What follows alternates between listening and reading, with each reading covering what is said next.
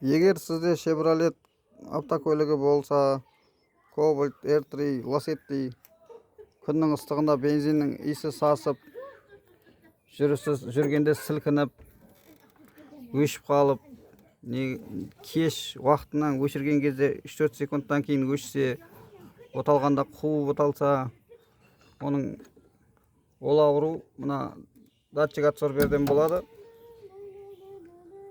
Бұл адсорбер датчикке переделка жасаймын. Сосын ешқашан бұзылмайды. Бензин расходы көбеймейді. Бензиннің иісі сасымайды. Безотказный болады. Салоннан алған жаңа Кобальттардың өзінде, мысалы, мына оригинал GM-нің оригинал датчигі бұзылып қалып, дауысы сықырлап кетіп, бензин расходын көбейтіп, 11-12 жейді қаланың ішінде. Трассада 8-9 жейді кейде. Немесе мотордан шырылдаған дауысы естіліп тұрады. Осы датчиктен болады. Бұл датчикті ішіне переделка жасаймын. Сосын ешқандай кедергі болмайды, ұмытасыз бұл датчиктен. Мендегі мына китайский датчикті сатып алып, ішіне переделка жасап, бұзылмайтын қылып істеп беремін. Мендегі оригинал емес, китайский, бірақ ешқандай жалбы түсіп жатқан жоқ.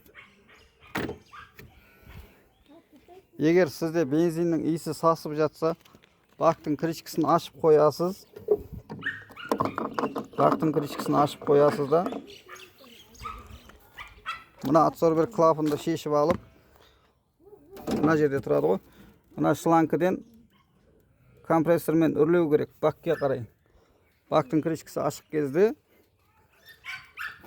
сонда анау адсорбердің фильтрі тығылып тұрған болса, ашылып кетеді.